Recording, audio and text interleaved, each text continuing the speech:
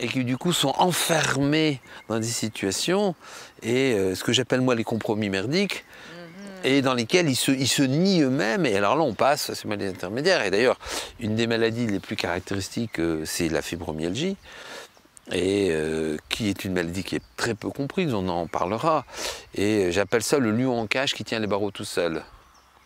Et en fait, ce sont des gens qui ont souvent des personnalités fortes, qui ont été confrontés à des situations familiales avec des parents ou un environnement qui a des personnalités encore plus fortes et qui ont dû s'écraser énormément pour pouvoir survivre. Ils ont le sentiment que s'ils ne s'étaient pas écrasés, quelque part ils étaient en danger.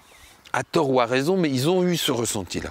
Des fois, c'est très réel, parce qu'il y a eu des situations de grande violence, d'abus, etc. Des fois, des situations de souffrance morale ou de chantage. Je me souviens d'une femme sa maman était handicapée, et elle attendait toujours de sa fille qu'elle soit toujours là pour l'aider. Et sa fille avait une sorte de chantage affectif. Ma maman est handicapée, je dois forcément l'aider, et je ne peux pas vivre ma vie. Et la maman, elle comptait sur sa fille, etc. Une sorte de chantage moral très puissant qui amenait cette fille. Et donc, après ça, on contrôle son mouvement perpétuellement, on n'ose pas. Et puis à la fin, à force de ne pas oser, on fait des zones de tension au point d'insertion, et ça c'est la clé fondamentale pour comprendre la fibromyalgie.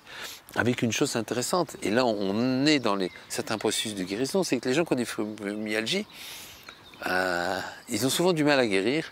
Et quand on les rapproche de la guérison, soit d'un seul coup, ils s'esquivent et ils arrêtent tout le traitement parce que ça les remet trop en question. On les voit disparaître sous un prétexte quelconque, absolument. Au début, j'étais surpris, je me suis fait avoir plusieurs fois, sous un prétexte quelconque, ils arrêtent le traitement.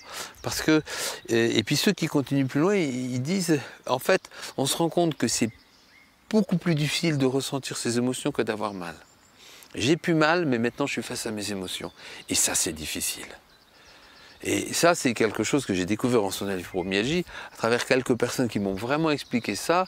Et je leur disais, mais pourquoi c'est difficile? Et je suis une dame qui me dit, tu sais, c'était beaucoup plus simple quand j'avais mal. Et maintenant, j'ai plus mal, mais je suis face à mes émotions. Et ça, c'est beaucoup plus difficile à vivre.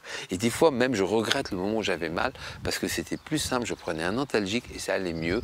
Tandis que là, j'ai mon émotion qui est là.